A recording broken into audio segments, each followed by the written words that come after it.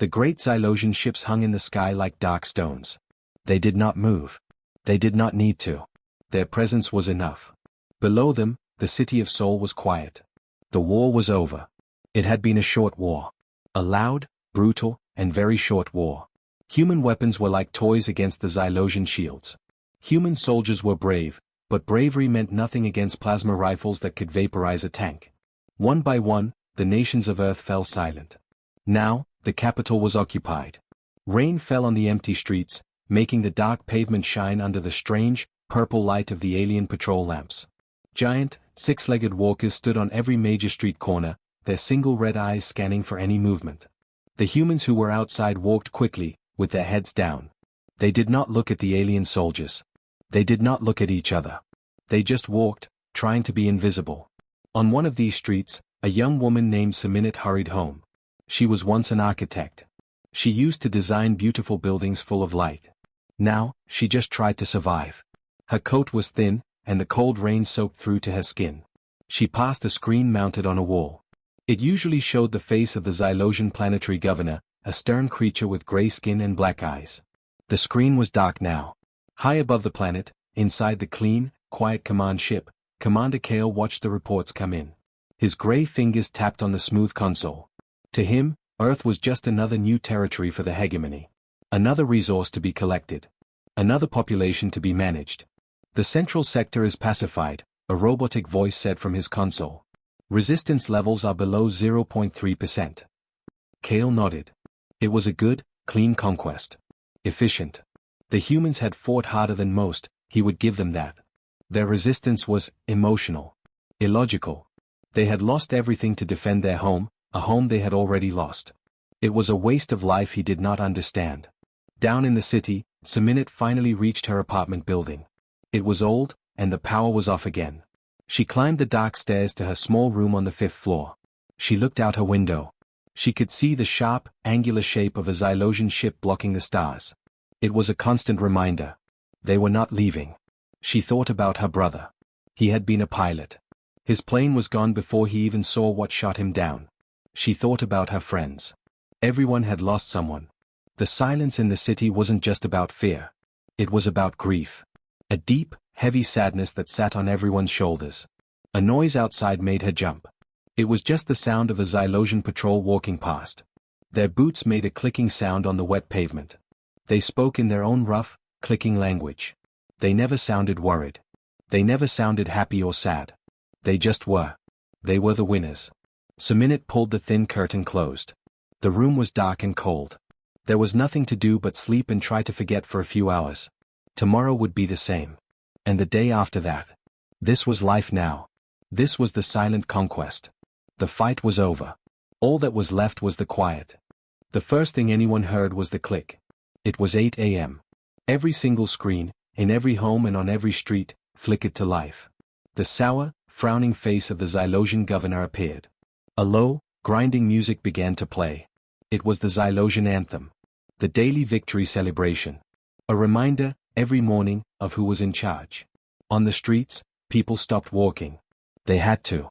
The rules said you must stop and stand still for the anthem. So they stood in the cold morning air, heads bowed, listening to the horrible, scraping music.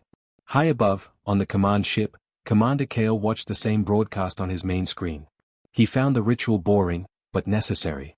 It was good for order. It was good for control. It showed the humans their place. Down below, Seminit stood on the wet sidewalk, her body tense. She hated this moment more than anything. The music felt like claws on her mind. She stared at the ground, counting the seconds until it would be over. Then, it happened. The governor's face twisted, glitched, and vanished. The awful music cut off with a sharp, digital squeak. Silence. The giant screen on the building across the street went completely black. Seminit looked up, confused. Had the power gone out? But the street lights were still on. She saw a Xylosian soldier look down at the small screen on his wrist. He tapped it. His partner did the same. Then, the screen lit up again. But it was not the governor. It was a simple, clean image. A flag. A bright blue flag with a map of the world and some leaves wrapped around it. The old flag of the United Nations. It was perfectly still. There was no sound. No message. No words. Just the flag. Suminit's heart jumped in her chest. Her breath caught. She looked around. All down the street, every screen showed the same silent picture. The billboards, the news screens, the personal devices in the hands of the confused Xylosian soldiers. All of them were showing the human flag. On the command ship, Commander Kale jerked upright in his chair. "What is this?" he demanded. "A malfunction." The screen on his bridge was also showing the flag. A tech lord, his 4 hands flying over controls, answered, his voice tight with confusion. "The signal is everywhere, Commander. It is on every channel. It has replaced the primary broadcast. I cannot find its source. It is impossible." "Shut it down." Kale barked. "We are trying. The system will not respond. It does not recognize this as an external signal. It is as if the system itself is choosing to show this." The flag remained. 4:30 perfect, silent seconds, it hung over the city. It was on a million screens. It was in every home. It was in the hands of every alien soldier. Suminit could not look away. She felt a strange, warm feeling in her chest. It was a feeling she had forgotten. It was hope. Next to her, an old man she had never met turned his head. Their eyes met. For a single second, they did not look away in fear. A tiny, almost invisible smile touched the old man's lips. Then he quickly looked down again. But the moment had happened. As suddenly as it appeared, the flag vanished. The screens went back to normal. The governor's face returned, looking angrier than ever. The anthem music started again, but it was too late. The silent message had already been delivered. The Xylosian soldiers on the street were agitated now, shouting at their devices and at each other. The humans slowly began to move again, continuing their walks to work. But their heads were a little higher. Their steps were a little quicker. Suminit walked on, the image of the blue flag burned into her mind. They had not been forgotten. Someone, somewhere, had done this. The fight was not over. It had just changed. The silence that followed the flag was louder than the anthem had ever been. For a long minute, nothing moved on the street. The Xylosian soldiers were the first to break the spell. They started shouting, their rough voices sharp with confusion. They pointed their weapons at the screens as if they could shoot the image away. They yelled into their comms devices, demanding answers. Suminit stood frozen, the image of the blue flag shining behind her eyes. The world felt different. The air felt different. She saw a young man across the street. He was looking at his hands, which were holding a small, broken data slate. The slate had also shown the flag. He looked up, and his eyes met Suminit's. This time, he didn't look away. He gave a small, quick nod. Then he turned and disappeared into the crowd. It was a tiny thing, but it was everything. High above, on the command ship, chaos had taken over the bridge. Commander Kale watched his crew scramble. Tech lords were frantically typing commands into their consoles. Their 4 hands moved like blurs, but their screens only showed angry red error messages. "Report." Kale's voice was a low growl, cutting through the noise. The lead tech lord turned, his gray skin looking pale. "Commander, there is nothing to report." "What do you mean, nothing?" "An image was broadcast across our entire network. Find the source. Find the human responsible." "That is the problem, Commander," the tech lord said, his voice trembling. "There is no source. Our systems show no breach. No hacking attempt. No virus. The security logs are clean. It is not possible. The signal did not come from outside. It did not come from inside. According to our data, this event did not happen." Kale stared at him. "That is illogical. I saw it. You saw it. The entire planet saw it." "Yet the machines say it is a lie," the tech lord replied. "It is an unquantifiable variable. A ghost." Down in the city, the Xylosian response began. Patrols doubled. The heavy walkers stomped through the streets, their loudspeakers blaring new orders. A strict curfew was announced. Anyone found outside would be arrested. The soldiers, who had seemed so confident before, now looked nervous. They scanned the crowds more aggressively, their weapons held tighter. The silent flag had scared them. It was a thing they could not understand, and could not fight. Suminit made it back to her apartment just before the new curfew started. Her heart was still pounding. She leaned against her door, listening to the sounds of the city outside. She could hear the roar of alien ships flying low over the buildings. They were searching for something they would never find. She thought about the flag. It wasn't a weapon. It didn't break anything. It didn't hurt anyone. But it had changed everything. It was like a single word spoken in a quiet room. It was more powerful than any bomb. The Xylosians had all the power. They had the ships, the guns, the control. But someone, somewhere, had found a way to say no without making a sound. They had found a way to remind everyone that they were still human. That night, the city was quiet again. But it was a different kind of quiet. It wasn't the silence of defeat anymore. It was the quiet of people who are thinking. It was the quiet of people who are waiting. The flag was gone from the screens, but it was now everywhere else. It was in the way people stood. It was in the way they looked at each other. It was a secret they all shared. The conquest was no longer silent. A single, silent picture had spoken for them all. The days after the flag were tense. The Xylosians were angry. They could not find the person who did it, so they punished everyone. The curfew became longer. Food was harder to get. The patrols were louder and more violent. They wanted to scare people back into silence. But it did not work.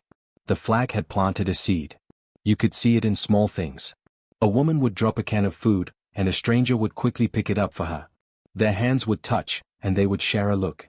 It was a look that said, "I remember too." People started leaving their windows open at the same time, a small act of shared defiance against the rules. Commander Kale watched the reports from his ship. His advisors told him the humans were being more obedient. The numbers showed less resistance. But Kale felt something was wrong. The quiet felt different. It felt heavy, like the air before a storm. He spent hours reading about human history. He read about revolutions that started with a song.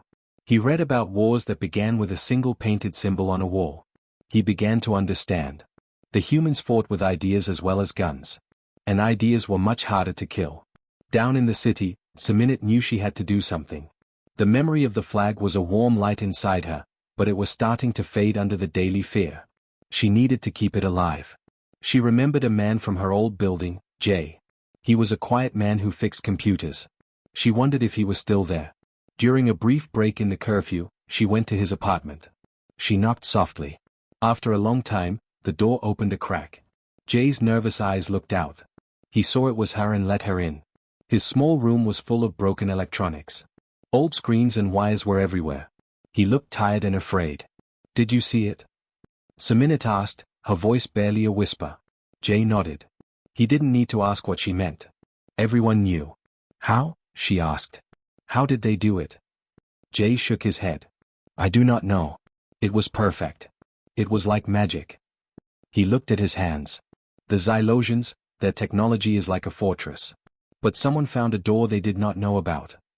"We have to do it again," Seminit said. Jay looked terrified. "We cannot. They are watching everything now. They will find us."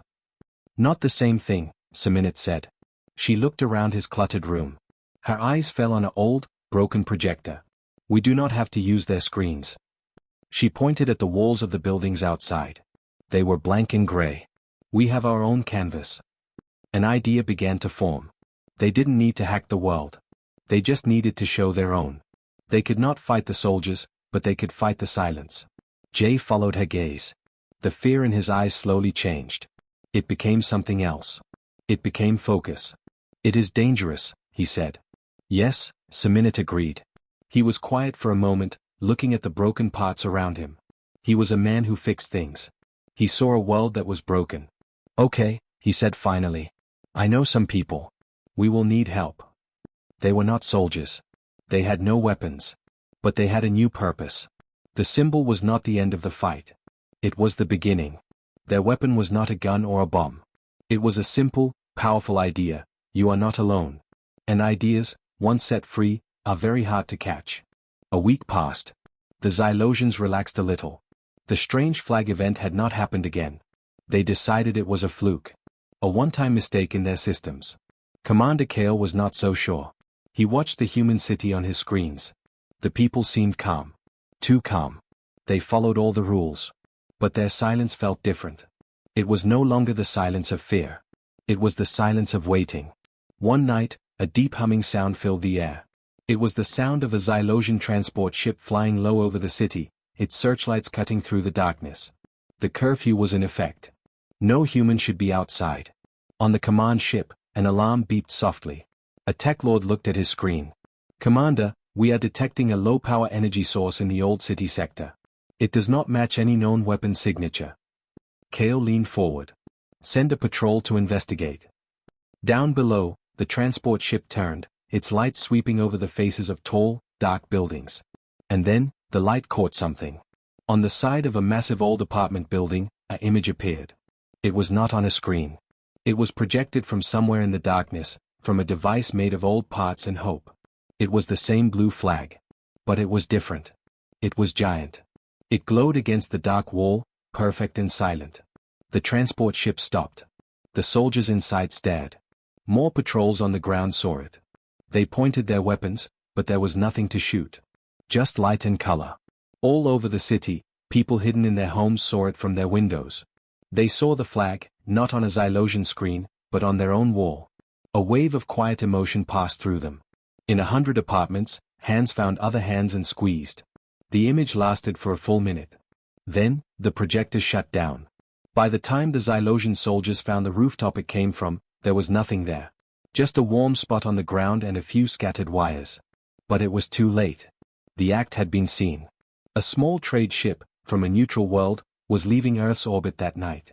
Its captain, a bird-like creature named TKO, had been watching the human channels. He had seen the first flag on his own screen. He saw the second giant flag from his ship's window as he flew away. He was amazed. He sent a message to his homeworld, telling the story. He told everyone he met at the next spaceport. The story spread. It was a good story. A story about a conquered people who would not be broken. The story traveled on trade ships and through communication networks. It reached other species who lived under the heel of the Xylosian hegemony. They heard about the humans who fought back with a picture. On Earth, Commander Kale stood on a balcony of his command tower, looking out at the city. He finally understood. He had won the planet. He controlled the land, the resources, the people. But he did not control their spirit. The humans had lost everything, but they had found a way to win something more important. They had won a story. He knew then that the war was not over. It had just changed. The real fight had begun. And it was a fight his ships and guns could not win. In her small apartment, Suminit looked at the night sky. She could not see the stars because of the alien ships, but she knew they were there. She and Jay had done it. They had passed the message. They were not just victims anymore. They were a symbol. And a symbol cannot be arrested. It cannot be shot. It can only grow. The galaxy had taken notice. The silence was over.